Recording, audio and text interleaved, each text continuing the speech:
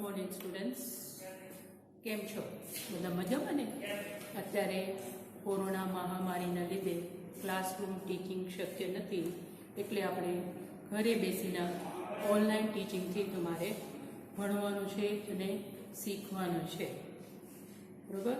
BSc semester 5માં paper number 504 જે organic chemistry છે. આમ તો તમે બધા મને ઓળખો છો. હું SR Singh from sir PP institute of science college. તમને ત્રીજા અને ચોથા સેમેસ્ટરમાં પ્રક્રિયાઓ, તમને 4 પ્રક્રિયાઓ કરાવી ચૂકીશું, ભણાવી ચૂકીશું. ચોથા સેમેસ્ટરમાં અલ્ડોલ સંઘનન પ્રક્રિયા, પછી પર્કિંગ પ્રક્રિયા, માઇકલ પ્રક્રિયા ને ડીલ-સાલ્ડર પ્રક્રિયા. આ જ રીતે બીએસસી સેમેસ્ટર 5માં ઓર્ગેનિક કેમિસ્ટ્રી પેપર 504માં તમારે 6 પ્રક્રિયાઓ આવે છે ને યુનિટ છે 4. યુનિટ નંબર 4 જે છે રિએક્શન્સ. મોટાભાગના સ્ટુડન્ટ્સને રિએક્શન જોઈએ એટલે ખબર નથી, ખ્યાલ નથી આવતો કે આપણા ફંડામેન્ટ્સ ક્લિયર હોતા નથી. તમે વાંચતા રહેશો તો ઓર્ગેનિક કેમિસ્ટ્રી છે હાવ હેલું લાગે આપણને, પણ આપણને વાંચવાનું ટેવ જ નથી. આપણે મોબાઈલ હોય તો એના પર વોટ્સઅપ એને બધામાં ટાઈમ પાસ કરીએ, એના કરતાં કાંઈ શીખો તો તમારા માટે વધારે સારું. એ આપણે કરતા નથી. તો આ રિએક્શનમાં 6 પ્રક્રિયાઓ આવે છે. આર્ડન્ટ, આઇસ્ટર પ્રક્રિયા. તમે યાદ કરો તો ત્રીજા સેમેસ્ટરમાં તમને ડાયઝોમિથેન નો ઉપયોગમાં તમને કીધું છે કે ડાયઝોમિથેન છે આર્ડન્ટ આસ્ટર સંશ્લેષણમાં વપરાય. તો આર્ડન્ટ આસ્ટર પ્રક્રિયા શું છે? કાર્બોક્સિલિક એસિડ કરતાં એક વધુ કાર્બન ધરાવતા કાર્બોક્સિલિક એસિડ બને તો સમાન ધર્મી એસિડ બને, તો એને કહેવામાં આવે છે આર્ડન્ટ આસ્ટર પ્રક્રિયા. ક્લેઝન સ્મિથ પ્રક્રિયા.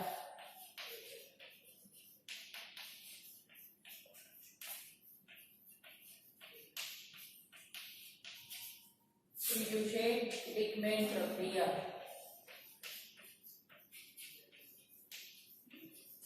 ડિકમેન પ્રક્રિયા. વિસ્લર-નેપિરાલેસ્કી પ્રક્રિયા.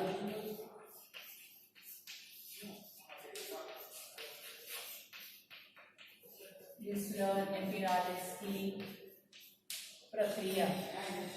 આ પ્રક્રિયાઓ મોટાભાગના વૈજ્ઞાનિકના નામ ઉપર હોય, અથવા નિપજ ઉપર હોય, અથવા રિએક્ટેન્ટ ઉપર હોઈ શકે.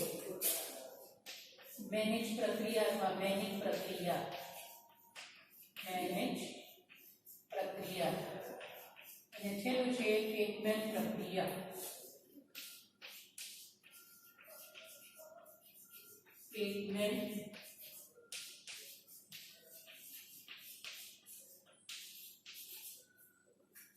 તો આ 6 પ્રક્રિયાઓ છે. કોઈ પણ પ્રક્રિયા હોય તો આપણે એમાં શું ભણવાનું હોય? પહેલા એનો સિદ્ધાંત શું છે, એને કહેવાય પ્રિન્સિપલ. પ્રક્રિયાનો સિદ્ધાંત. આ પ્રક્રિયા કેવી રીતે થાય એ આપણે ક્રિયાવિધિ વડે આપણે સમજાવી શકીએ. શું આવશે? મેકેનિઝમ. ને કાર્બનિક રસાયણમાં ક્યાં ઉપયોગી છે, કેવો પદાર્થ બનાવવા માટે ઉપયોગી છે, એને કહેવાય એન્ડ સંશ્લેષિત ઉપયોગો. Synthetic applications.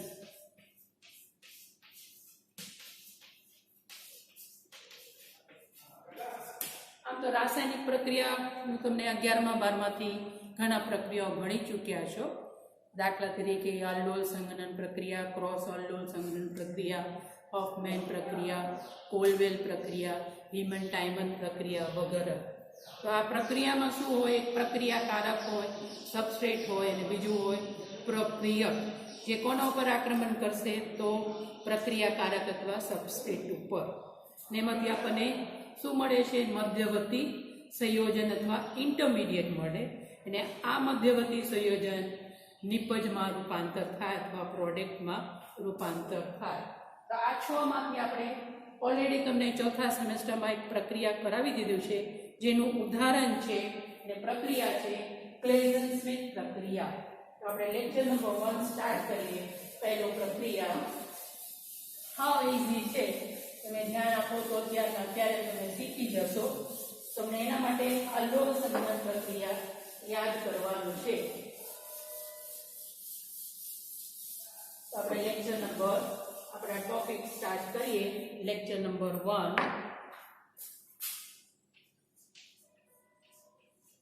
લેક્ચર નંબર 1 પ્રક્રિયા છે ક્લેઝન સ્મિથ. એને પ્રક્રિયા કહેવાય, રિએક્શન અથવા કન્ડન્સેશન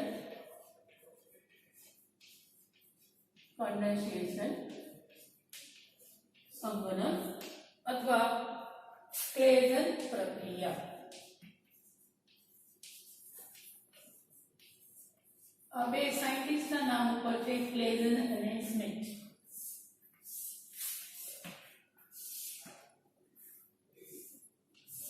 સંકલન અથવા સંઘનન પ્રક્રિયા, એમાં શું થશે?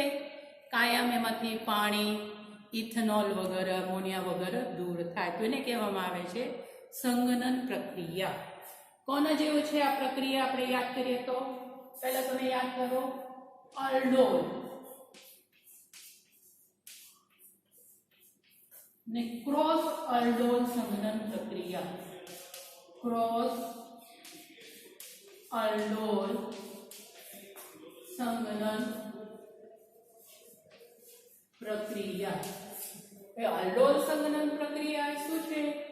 બે સમાન એલ્ડિહાઇડ અથવા કીટોન વચ્ચેની પ્રક્રિયા છે.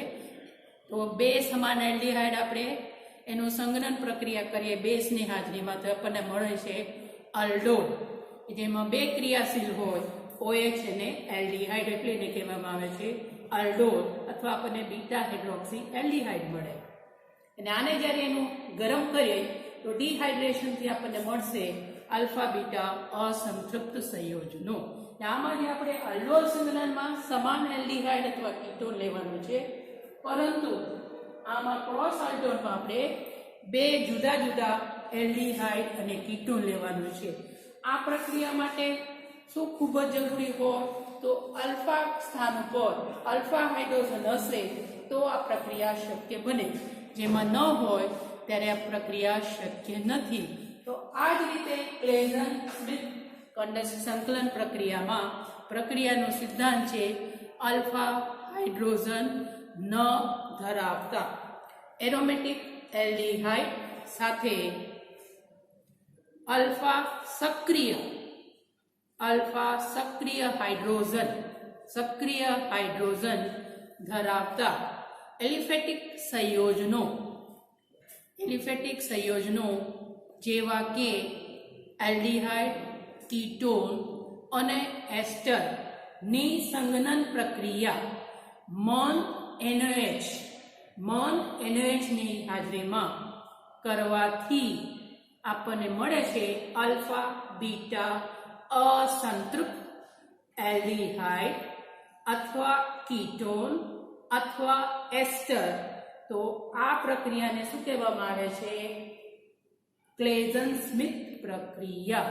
તો આ પ્રક્રિયા માટે જે એલિફેટિક કાર્બોનિલ સંયોજન લ્યો, એસ્ટર હોય, એલ્ડિહાઇડ હોય અથવા કીટોન હોય, એમાં અલ્ફા સ્થાન ઉપર સક્રિય અલ્ફા હાઇડ્રોજન હોય તો આ પ્રક્રિયા શક્ય છે. તો આ પ્રક્રિયા માટે આપણે બે રિએક્ટન્ટ લેવાનું છે. સૌપ્રથમ એરોમેટિક એલ્ડિહાઇડ.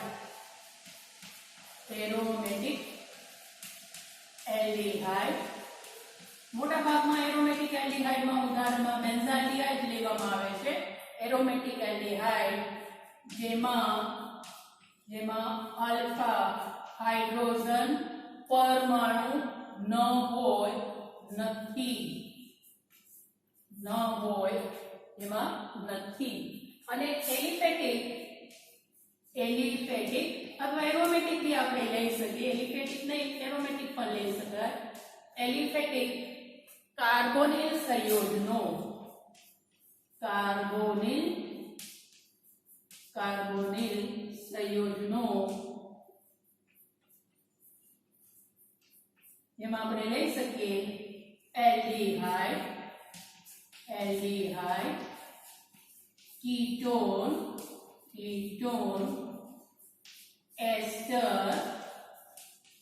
एस्टर जेमा अल्फा सक्रिय अल्फा हाइड्रोजन હોય આ બંનેની પ્રક્રિયા કરવાનો છે। બંને છે પ્રક્રિયાકારક અથવા રિએક્ટન્ટ। આપણે કરવાનું છે પ્રવળ બેઝની હાજરીમાં, ને પ્રવળ બેઝ આપણે લેવાનું છે સોડિયમ હાઇડ્રોક્સાઇડ, મંદ સોડિયમ હાઇડ્રોક્સાઇડ। તો આ છે પ્રવળ બેઝ। સોડિયમ હાઇડ્રોક્સાઇડ લઈ શકીએ, બેરિયમ હાઇડ્રોક્સાઇડ લઈ શકીએ। તો આ પ્રવળ બેઝ જે આપણે પર લેવાનું છે મંદ। સામાન્ય રીતે આપણે 30 ડિગ્રી સેલ્સિયસ તાપમાને કરી શકીએ અથવા રૂમ ટેમ્પરેચર ઉપર। તો એરોમેટિક એલ્ડિહાઇડમાંથી જે એરોમેટિક એલ્ડિહાઇડ કાર્બોનિલ સંયોજન હોય એમાંથી ઓક્સિજન એટલે એલિફેટિક કાર્બોનિલ સંયોજનમાંથી અલ્ફા કાર્બન ઉપરથી બે હાઇડ્રોજન છે પાણીના અણુ તરીકે દૂર થાય એટલે શું થશે -H2O। એમાંથી આપણને નિપજ મળશે અલ્ફા બીટા असंतृप्त कार्बोनिल संयोजन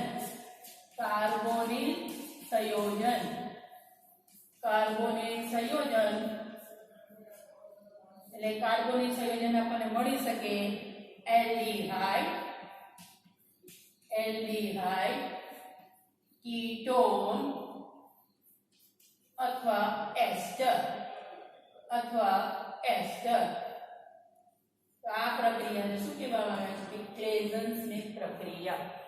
તો પહેલા આપણે એક ઉદાહરણ જોઈ લઈએ એરોમેટિક એલ્ડિહાઇડ અને કોઈ પણ એલિફેટિક કાર્બોનિલ સંયોજન લેવાનું છે જેના અલ્ફા સ્થાન ઉપર અલ્ફા હાઇડ્રોજન હોય અને પ્રવળ બેઝની હાજરીમાં આપણે પ્રક્રિયા કરવાનું છે। તો આપણને અલ્ફા બીટા અસંતૃપ્ત સંયોજન મળે। એક ઉદાહરણ જોઈ લે તો તમને વધારે ખ્યાલ આવશે।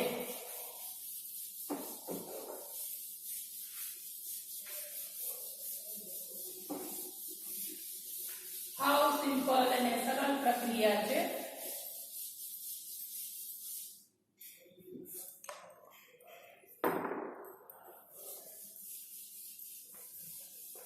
એટલે હરખી રીતે બોર્ડ સાફ થઈ જાય એટલે વ્યવસ્થિત લખી શકીએ। તો આપણે એરોમેટિક એલ્ડિહાઇડ લેવાનું છે જેમાં અલ્ફા કાર્બન ન હોય, અલ્ફા કાર્બન નહીં હોય એટલે એમાં અલ્ફા હાઇડ્રોજન ભરવાનો હશે નહીં।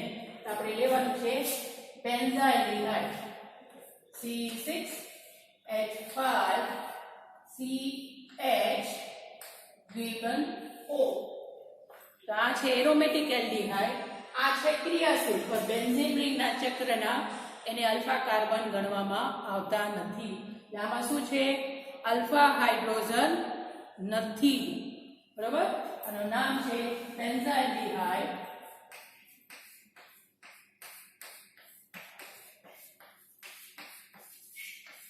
અને આપણે કોઈ પણ એલિફેટિક કાર્બોનિલ સંયોજન લઈ શકીએ જેમાં અલ્ફા કાર્બન ઉપર સક્રિય અલ્ફા હાઇડ્રોજન હોય। તો દાખલા તરીકે આપણે લઈએ એસિટાઇલડિહાઇડ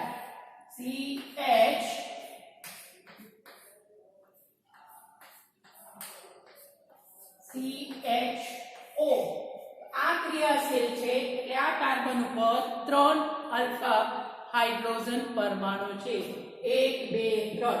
તો આ છે અલ્ફા કાર્બન। એટલે આ કાર્બન ઉપર કેટલા છે અલ્ફા હાઇડ્રોજન? તો 3 છે। તો આનું નામ છે, 2 કાર્બન છે તેનું નામ છે ઇથેનॉल અથવા સામાન્ય નામ તમે કહી શકો એસિટાઇલડિહાઇડ।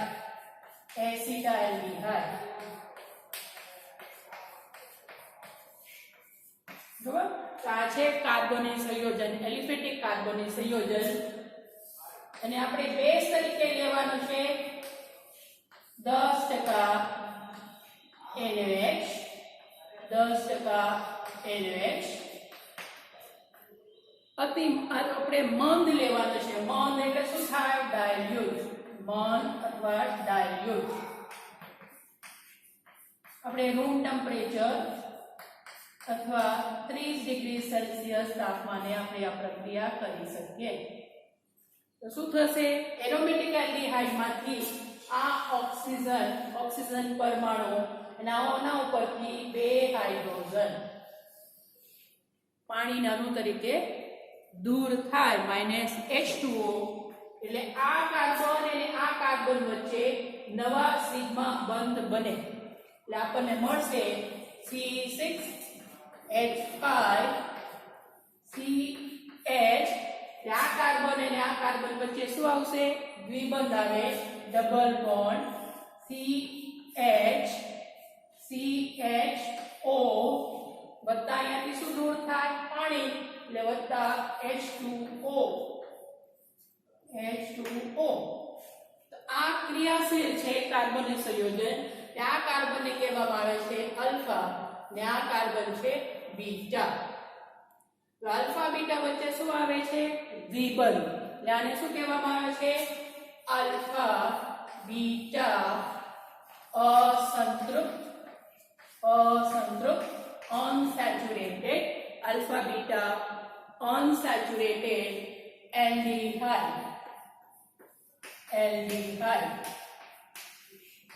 આનું નામ છે cinnamaldehyde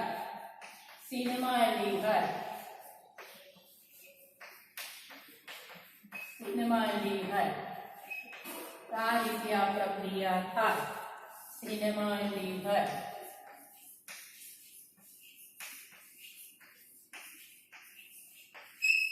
હવે આપણે આગળ જોઈએ એ પ્રક્રિયાની ક્રિયાવિધિ આ પ્રક્રિયા કેવી રીતે થાય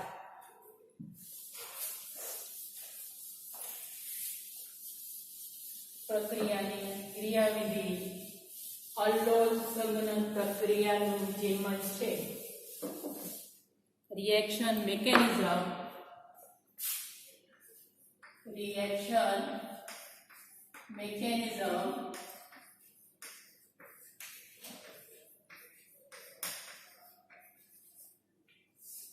પ્રક્રિયાની ક્રિયાવિધિ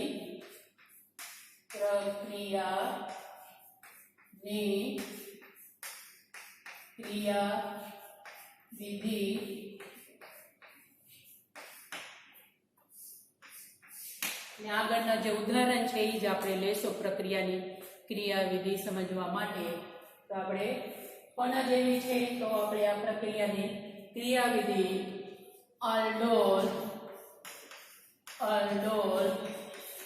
સંઘનન પ્રક્રિયાની જેમ જ છે એ તો તમને કદાચ યાદ નહીં હોય આપણે ફરીથી શીખી લઈએ બરોબર તો આપણે ઉદાહરણ આપણે દાખલા તરીકે આ ક્રિયાવિધિમાં લેવાનું છે આગળના જે પ્રક્રિયા આપણે જોયા છે એ જ આપણે લેવાનું છે તો બેન્ઝાઇલડિહાઇડ વત્તા એસિટાઇલડિહાઇડ 10% NaOH બેઝની હાજરીમાં 10% NaOH બેઝની હાજરીમાં પ્રક્રિયા કરીએ તો આપણને શું મળે C6H5 CH ડબલ બોન્ડ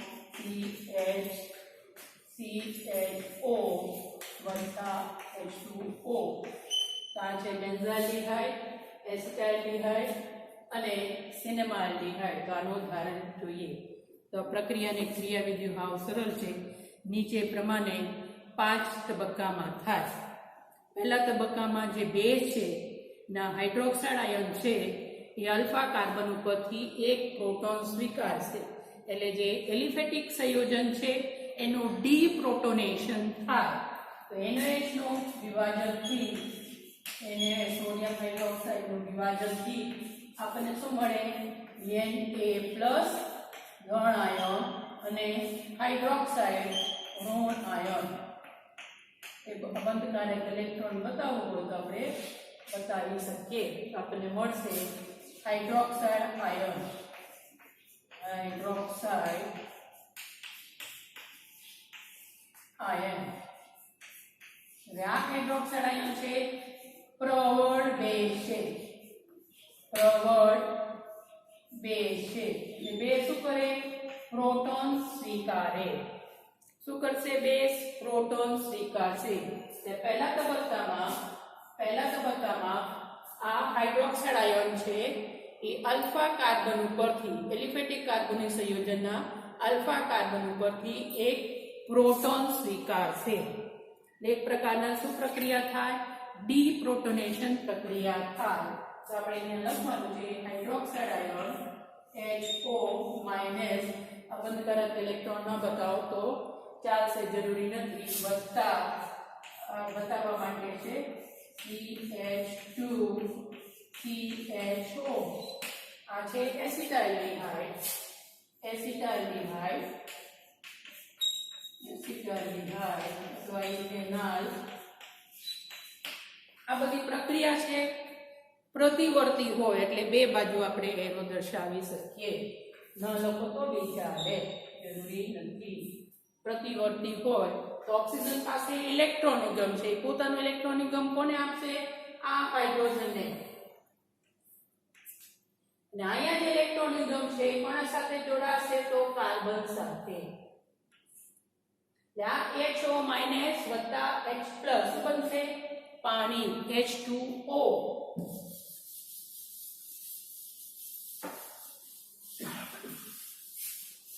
વ્યવસ્થિત આપણે જોઈએ તો પહેલા તબક્કામાં હાઇડ્રોક્સાઇડ આયન છે ડીપ્રોટોનેશન પ્રક્રિયા થાય, H પ્લસ સ્વીકારશે એટલે મળશે H2O વત્તા CH2CHO. બરોબર? તો આ ઇલેક્ટ્રોન મેળવે છે કાર્બન ને શું બને છે? ઋણ બીજ ભારિત બને છે. અહીંયા ચાર્જ આવશે માઇનસ. હવે આમાં જોઈએ તો આપણે કાર્બન અને ઓક્સિજન તમને સમજાવવા માટે અહીંયા લખું છું ડબલ બોન્ડ O. ઓક્સિજન વધારે વિદ્યુત ઋણ હોય ને ચાર્જ કાર્બન ઉપર હોય નેગેટિવ ચાર્જ, તો એ સ્થાયી હોતા નથી. એટલે સ્થાયી બનાવવા માટે આપણે એનું રેઝોનેટિંગ અથવા સસ્પંદનીય બંધારણ લખી શકીએ. તો કેવી રીતે થાય? આ ઇલેક્ટ્રોનનું સ્થાનાંતર અહીંયા થશે અને પાઈ બંધ ઇલેક્ટ્રોન ઓક્સિજન વધારે વિદ્યુત આકર્ષી શકે, નું આકર્ષણ થાય એટલે આ ઓક્સિજન સાથે જોડાય. બરોબર? તો આપણે લખી શકીએ CH, આ ઇલેક્ટ્રોન અહીંયા થશે એટલે કાર્બન કાર્બન વચ્ચે શું આવશે? Double bond. CH already hydrogen છે, ઓક્સિજન પાઈ બંધ ઇલેક્ટ્રોન મેળવે છે, અહીંયા આવશે O. મેળવે એટલે ચાર્જ આવે, ઋણ બીજ ભારિત બને એટલે માઇનસ. તો આને કહેવામાં આવે છે ઇનોલેટ આયન. હવે બીજા તબક્કામાં આ ઇનોલેટ આયન, બીજા તબક્કામાં આ કાર્યને શું કહેવાય? કાર્બેનયન. આને કહેવામાં આવે છે કાર્બેનયન અથવા કાર્બેનયન અથવા કાર્બેનયન.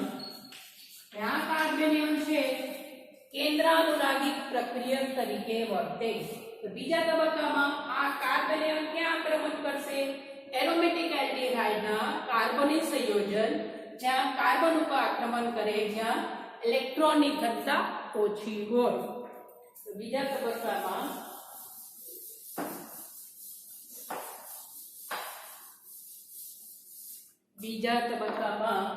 ફરીથી આપણે બધું લખવું પડશે. બીજા તબક્કામાં આપણે લેવાનું છે એરોમેટિક એલ્ડિહાઇડ,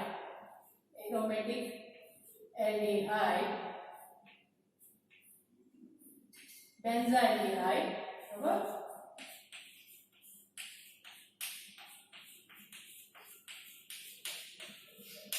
અને કાર્બેનયન अथवा केंद्रानुरागी प्रक्रियक जैसे CH2CHO यहाँ से चार्ज माइनस संबंधकारक इलेक्ट्रॉन न बताओ तो भी चाले। અહીંયા શું થશે? એક પ્રકારના યોગશીલ પ્રક્રિયા થાય। યોગશીલ પ્રક્રિયામાં કોઈ પણ અણુ અથવા પરમાણુ દૂર થતો નથી। તો આપણે અહીંયા કહી શકીએ કેન્દ્રાનુરાગી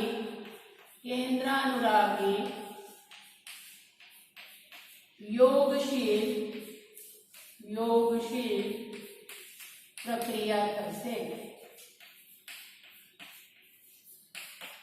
અને આ છે કેન્દ્રાનુરાગી પ્રક્રિયક તરીકે વર્તે। કેન્દ્રાનુરાગી केंद्र પાસે ઇલેક્ટ્રોન છે, કેન્દ્રાનુરાગી પ્રક્રિયક તરીકે વર્તે।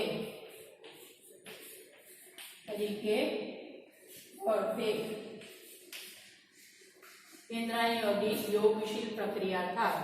હવે કાર્બન અને ઓક્સિજન વચ્ચે વધારે વિદ્યુત ઋણ છે। ऑक्सीजन पे कार्बन ऊपर आंशिक चार्ज आवे डेल्टा प्लस ने ऑक्सीजन ऊपर आवशे डेल्टा माइनस। तो शुं थशे? आ इलेक्ट्रॉन युग्म क्या आक्रमण करशे? कार्बन ने ज्यां प्लस चार्ज होय त्यां तो अहींया आक्रमण करशे। आ कार्बन अने कार्बन वच्चे सिग्मा बंध बने એટલે पाई बंध इलेक्ट्रॉन ऑक्सीजन तरफ आकर्षण आपने मळशे अल्कोक्साइड आयन C6H5। હવે CH ने अलग अलग बतावવાની જરૂર નથી એટલે ડાયરેક્ટ આપણે લખી શકીએ CHO। આ પાઈ બંધ ઇલેક્ટ્રોન મેળવે છે એટલે શું થશે? ઋણ બીજ ભારિત થાય એટલે ચાર્જ આવશે O- ને આ કાર્બન અને આ કાર્બન વચ્ચે એના પોતાનો ઇલેક્ટ્રોન યુગ્મ આપે છે કાર્બન એટલે સિગ્મા બંધ બને તો આવશે CH2CHO। एक प्रकारना केंद्रानुरागी योगशील प्रक्रिया थाय नाने कहेवामां आवे छे अल्कोक्साइड आयन। नहीं न लखवू होय तो ऋण आयन बने।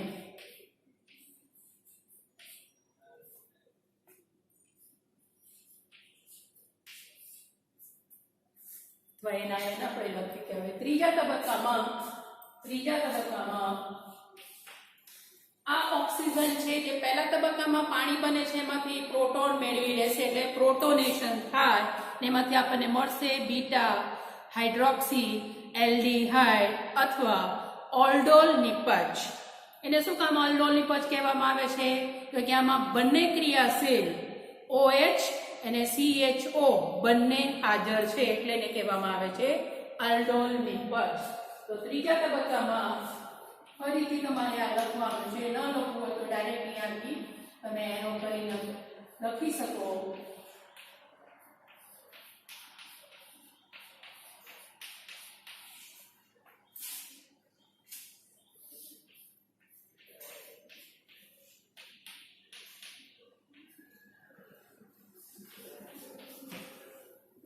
बराबर?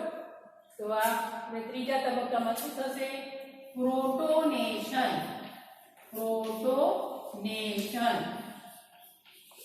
ने ऑक्सीजन छे आ प्रोटोन मेळवशे ने आ इलेक्ट्रॉन छे ऑक्सीजन साथे जोडाय ए हाइड्रोक्साइड आयन बनावे એટલે આપણને મળશે C6H5CH ને ઓક્સિજન છે શું મેળવે છે? પ્રોટોન H+ એના પોતાનો ઇલેક્ટ્રોન કોને આપે છે? હાઇડ્રોજન સાથે બંધ બનાવે એટલે આવશે OH પછી CH2CHO। આ ક્રિયાશીલ છે એટલે આ કાર્બનને કહેવાય અલ્ફા અને આને કહેવાય બીટા। તો આ છે બીટા હાઇડ્રોક્સી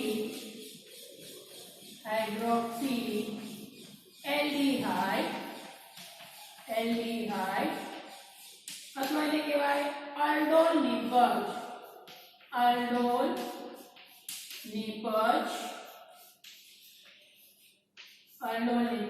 વત્તા વત્તા શું બનશે? આ ઓક્સિજન લઈને પાછો હાઇડ્રોક્સાઇડ આયન OH ઇલેક્ટ્રોન મેળવે એટલે માઇનસ. અને આપણે નામકરણ કરવું હોય, નામ આપવું હોય તો નામ પણ લખી શકીએ. તો આ છે કાર્બોનિક સંયોજન 1 2 3. શું આપણને મળશે? 3 ફિનાઇલ 3 હાઇડ્રોક્સી.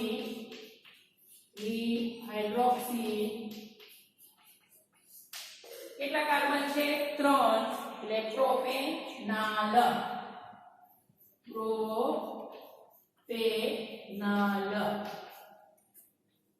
હવે આ ચોથા તબક્કામાં આ હાઇડ્રોક્સાઇડ ગ્રુપ એટલે આ ક્રિયા છે, આ આલ્ફા કાર્બન ખૂબ જ એસિડિક હોય તે પાછળમાંથી એક પ્રોટોન મેળવી લે. તો ચોથા તબક્કામાં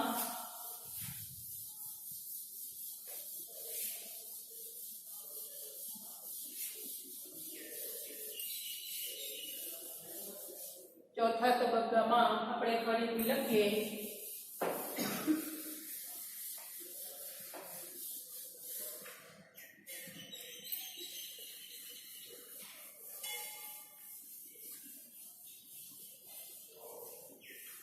ફરીથી લખો તો ફરીથી, અથવા એમને કન્ટિન્યુ કરવું હોય તેમને કન્ટિન્યુ કરી શકીએ.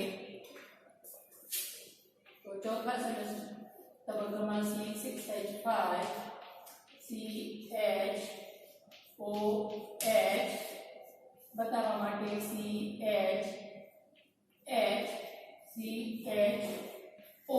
આ છે અલ્ફા. આ હાઇડ્રોજન છે ખૂબ જ એસિડિક પ્રકારના હોય. આ હાઇડ્રોક્સાઇડ આયન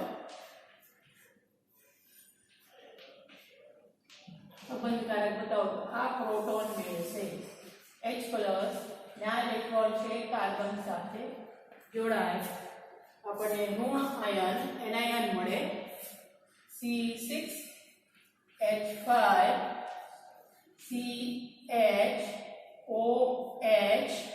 આ કાર્બન છે ઇલેક્ટ્રોન મેળવે છે. શું થશે? ચાર્જ શું હવે?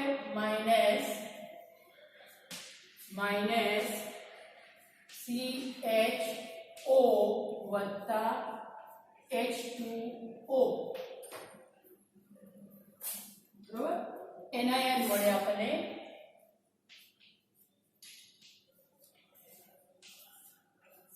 ને પાંચમા તબક્કામાં આ ઇલેક્ટ્રોનનું સ્થાનાંતર અહીંયા પાવશે. અહીંયા કાર્બન વચ્ચે એનું સંયોજકતા વધી જાય, આમાંથી હાઇડ્રોક્સાઇડ આયન ગુમાવશે. પાંચમા તબક્કામાં આપણને મળશે H5 CH double bond CHO. બરાબર? આ હાઇડ્રોક્સાઇડ આયન ગુમાવશે એટલે પાછું આપણે હાઇડ્રોક્સાઇડ આયન. આ છે આલ્ફા બીટા સંતૃપ્ત, એનું નામ છે સિનેમાલ્ડિહાઇડ. આ રીતે આ પ્રક્રિયા નીચે પ્રમાણે તબક્કામાં થાય છે. આપણે એક સિમ્પલ ઉદાહરણ જોઈ લઈએ ને બાકીના તમને નેક્સ્ટ ક્લાસમાં કરાવીશ. હજી તમે એ ટેવ નથી ઓર્ગેનિક કેમિસ્ટ્રી વધારે ગ્રાફ્સ કરવાનો, તમારા મગજમાં નાખવાનો, એટલે તમને એમ થશે કે મેડમ શું આટલા અઘરા ભણાવે છે. તો આ જ રીતે તમે સમજી લેશો તો તમને હાવ સહેલું લાગશે. તો આજે આપણે એક ઉદાહરણથી આપણે આ લેક્ચરને પૂરું કરીએ છીએ. બાકી તમને પછી કરાવીશ. તો સંશ્લેષિત ઉપયોગો, સિન્થેટિક એપ્લિકેશન. સંશ્લેષિત ઉપયોગો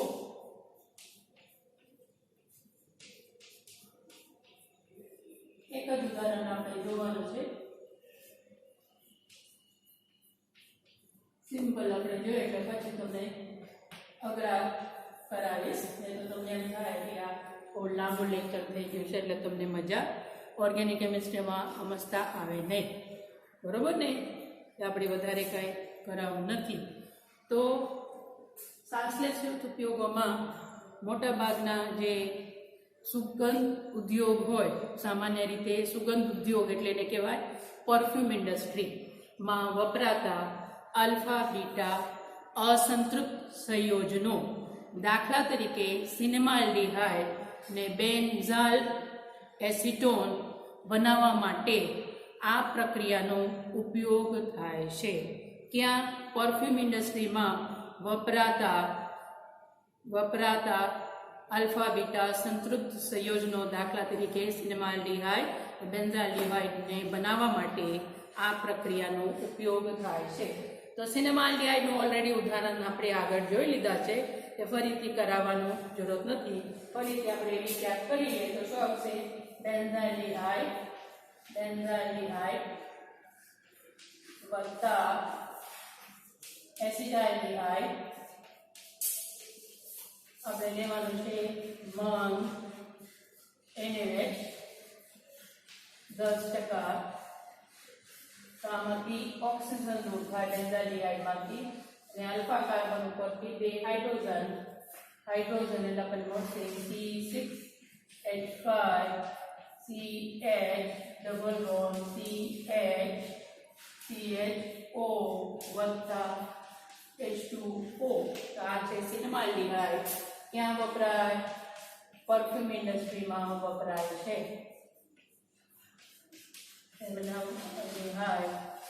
સુગંધ ઉદ્યોગમાં વપરાય. છેલ્લું ઉદાહરણ આપણે જોઈએ. આપણે ફેરફાર આ રિએક્ટન્ટમાં નથી કરવાનો, આ એલિફેટિક કાર્બોનેટ સંયોજનમાં કરવાનું છે. હવે આપણે જોઈએ એરોમેટિક એલ્ડિહાઇડ બેન્ઝાલ્ડિહાઇડ એરોમેટિક ઇચ લેવાનું છે C6CHO. આ છે બેન્ઝાલ્ડિહાઇડ. આની જગ્યા આપણે લેવાનું છે એલ્ડિહાઇડની જગ્યા કીટોન. તો કીટોનમાં આપણે લેશું CH3CO CH3. તો 3 કાર્બન છે, તો એને શું કહેવાય?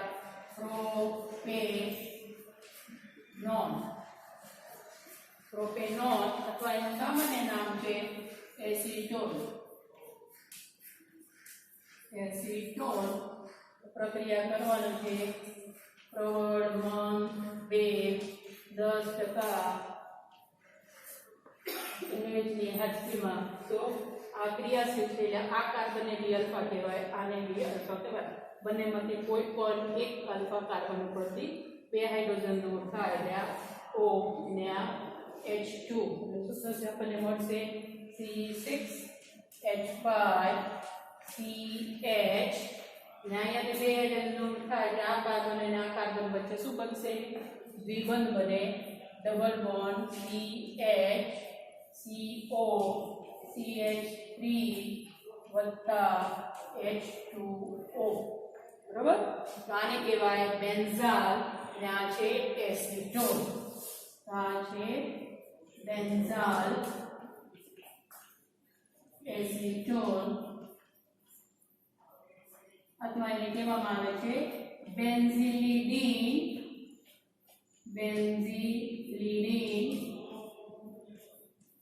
એસિટોન. તો આ બે ક્યાં વપરાય છે?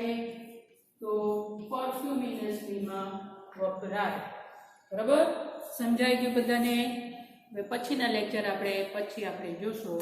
ત્યાં સુધી ઓકે બાય, આવજો.